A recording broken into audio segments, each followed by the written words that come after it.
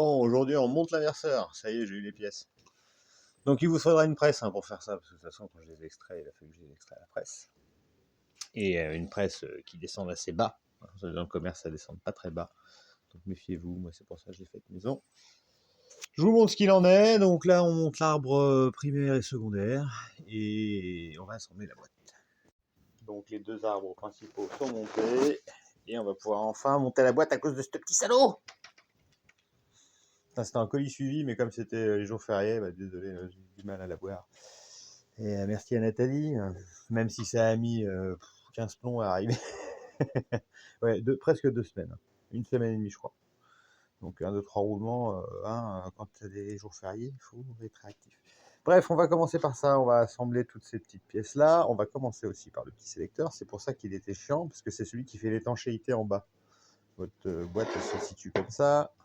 Donc si vous n'avez pas ce truc-là et que vous la remplissez, ça va forcément fuir. Allez.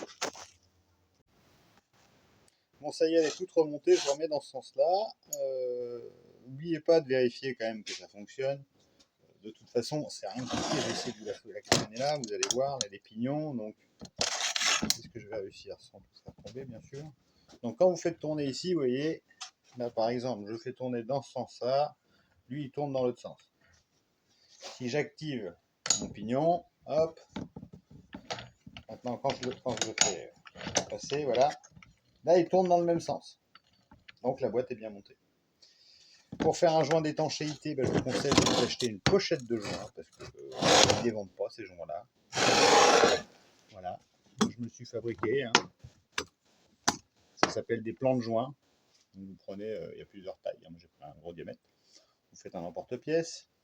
Vous avez des encoches. Vous le mettez dessus.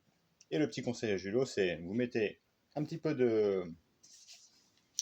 Ça s'appelle de pâte à joint tout autour. Excusez-moi, j'ai mangé un truc. Je l'entends dans les dents. Ah. Donc vous mettez un peu de pâte à joint partout. Proprement, je dis bien une petite couche. C'est vraiment pour que le joint il a l'air bien. Pour éviter qu'il bouge. Parce que ça, va falloir le mettre un peu en force dedans quand même. C'est pas un carter.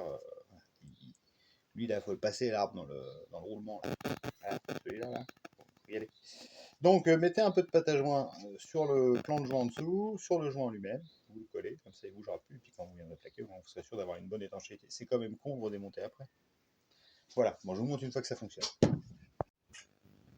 C'est ça, une couche fine de joint. Vous mettez un peu de joint, une couche fine de joint. Vraiment un truc, vous voyez, j'en ai à peine sur le doigt. C'est pour recouvrir le joint. Comme ça, vous êtes sûr que vous avez vraiment une étanchéité parfaite. Je vous dis, ça serait dommage de redémonter derrière. Il y a plein de vis à démonter. Et voilà, une fois tout monté. Vous pensez bien à serrer en croix tout ça. Hein, vous faites un là, un là, un là, un là, ainsi de suite. Hein, vous faites un serrage en croix quand même.